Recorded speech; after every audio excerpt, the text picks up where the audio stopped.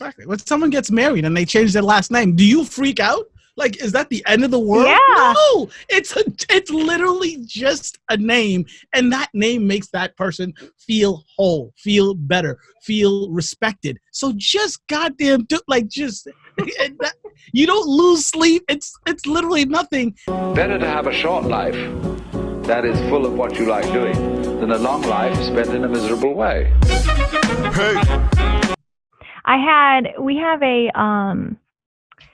We have a physician at the hospital that I work at who is transitioning from a woman to a man. And, as a rapid response nurse, you have to interact a lot with this physician because, like, it's an emergency, like, we need your neuro consult or whatever. And there was a group of the people that I worked with, and they were saying, it just exhausts me to have to figure out how to use the correct pronoun. Like, we're in an emergency and I'm saying she, but it's really he. And then I think that this physician is being a little sensitive because they're correcting everyone. And I was like, whoa, do you call your car she? Like, oh, I just gave her a bath and it's so pretty. And I was like, this is an inanimate object. Like, and you don't have a problem giving it a pronoun. So what is your struggle here? And I know that it's a transition for you because you've known this physician for a lot of years, but don't be offended when they correct you either, because, like, for this physician, they're getting the incorrect pronouns, and after a while you have to feel like it's not respectful. Like, you made this big thing. I want to go by he. I want to go by this. And when you keep getting she, even though you may have only made the mistake like 2 times, but what if everybody they come in contact with has made the mistake 2 times? Right. So it's just be aware. I agree with you that the eggshells, like, you don't want to be hypersensitive all the time, but just to have the understanding of the things that I do will affect someone else. It doesn't just affect me. This world is not just about me. So I think so that's something that I have been really open about has been really difficult for me, right? And people lose me when they get to the place of, like, there's more than 2 genders and gender's a spectrum, and, like, I need more education on that, right? Mm-hmm. So that's something that I am, like, so I am a little, but I'm not confused about what you just said, right? And I love, because I've never heard someone put it in that way. Like, people all the time call inanimate objects he, she, this is my baby, like, all the time, and no one blinks an eye. But the second a human being that has emotions and feelings just like you asks you to just use a different pronoun, and you're gonna be offended, you are offended because they want to be it's called hard what for they you. want. Yeah, like that was like an easy, blew my mind. I can't understand someone being offended by someone else saying, call me, but by the way, I want to be called. Like, I just think about it as simple as, I have a really difficult name.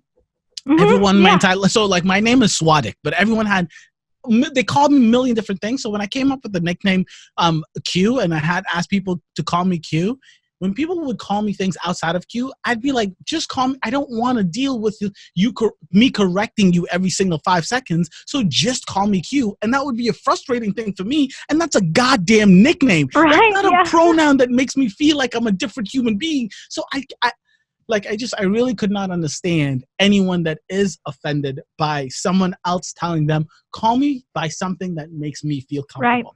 Right. So, and even when they're like, oh, but I knew this physician as this name, right? Like, this, I've done this for a while. This is how I met the person. And then I asked, I said, what do you call your husband when you talk to him? Babe, honey, sweetie. You probably didn't call him that the first day you met him. It was probably Joseph or Henry. Right. So, like, you replace that very easily. So why is it difficult because someone else wants it? Like, you did it because that worked for you and your relationship with your husband or your boyfriend at the time. Like, make it work for your professional relationship with this physician. Exactly. We do it all the time. It's just that when we're asked to do it, all of a sudden there's an issue. Exactly. When someone gets married and they change their last name, do you freak out? Like, is that the end of the world? Yeah. No, it's literally just a name, and that name makes that person feel whole, feel better, feel respected. So just goddamn do, like, just you don't lose sleep. It's literally nothing. And the very few transgender people I have met in my life, they don't get pissed off at you if it's a legitimate accident. If Sure. they're like, I get it. Like, Yeah. they're not clueless to the world, right? They get it. They get it. So if it's a legitimate accident, they're like, all right, no problem. We're moving on. Just try to not do it next time. But people are losing their minds because someone is asking. Yeah. Yeah, no.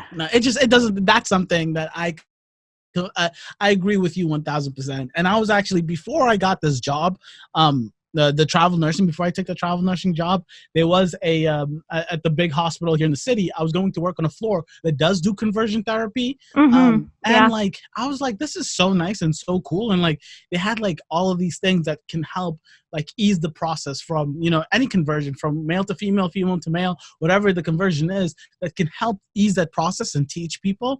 And I went through that orientation, and I was like, wow, this is... You had to go through an orientation with it?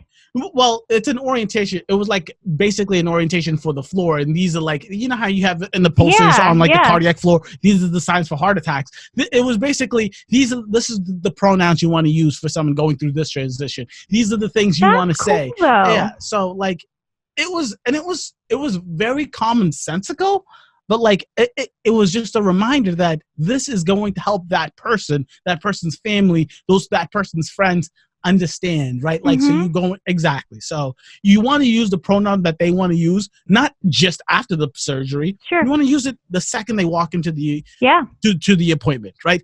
If it's a transition from male to female, you want to call her a she the entire time through. Not, oh, congratulations, you had the surgery yesterday, so today you're a she, yesterday you were a he. That's not. It's what they feel like, and it's like real commonsensical things, but it helped a lot, and it just... That's awesome. It was nice. It was just nice. It was just nice. It was nice to see. Thank you guys so much for watching. I really do appreciate this. If you guys were informed or educated in any way, shape, or form by these stories, please hit that like button. If you liked my presentation of the news, I really suggest you subscribe and hit the notification bell so you know every time Q the Nurse drops some hot, fresh press news. Thank you. Catch you next week. Deuces.